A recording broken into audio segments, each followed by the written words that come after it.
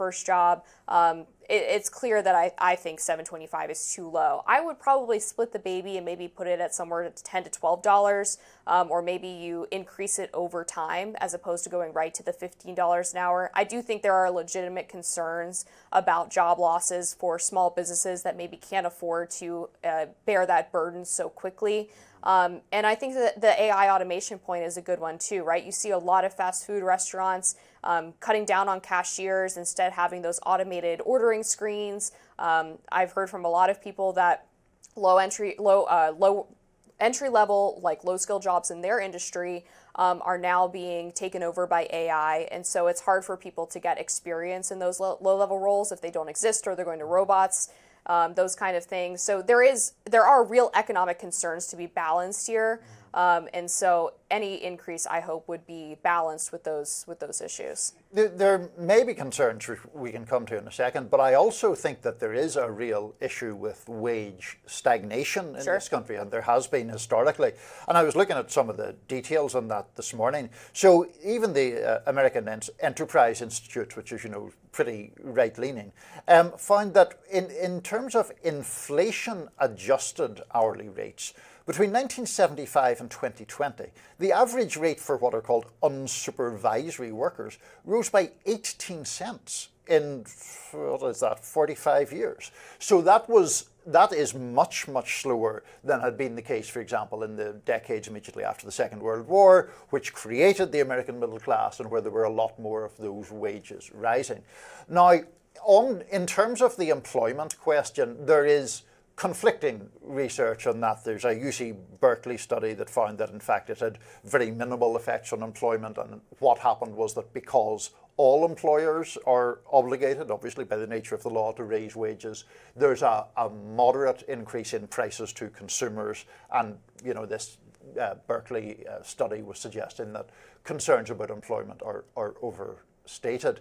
In terms of AI, it's an interesting point you raise. I just wonder, if AI is taking over some of those low-skill jobs, those jobs will kind of be vaporized regardless of what the prevailing wage for them is, though. Yeah, potentially. But I do think if they're more expensive, if it's more expensive to hire a human, even if you're a business that values having actual persons in those roles, you might be quicker to switch over to AI if you have to pay the an actual incentives would be exactly greater. Yeah, exactly. Okay. The average minimum wage around the country, I believe, is $10.48, which is how I kind of landed on that $10 to $12 range.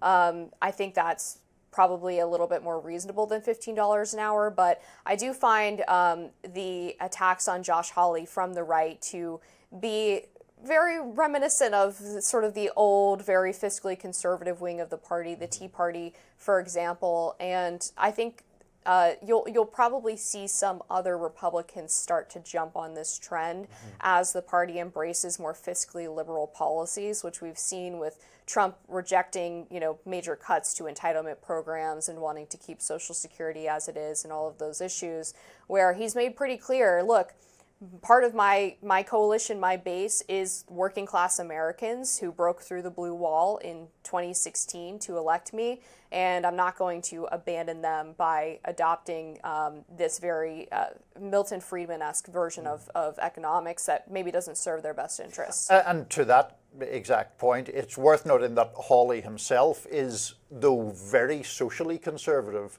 definitely on that more whatever you would call worker-friendly kind of end of He's the very Republican concerned Party. about monopolies. Right. He's very pro-union. Right. I mean, a lot of people accuse him of being the Elizabeth Warren of the right. Right, yeah, because he actually is concerned about labor protections and things Exactly. like that, which is, I think, makes political sense for him, and obviously it is part of this increase in political realignment that we're seeing. Yeah, and it's something that makes sense in Missouri, by the way, because you have Missourians voting for Josh Hawley and Donald Trump, but also for increasing the minimum wage to $15 an hour and for paid leave. Yeah, and then there's a whole story as well about the population being more in favor of left-wing economic policies than cultural policies.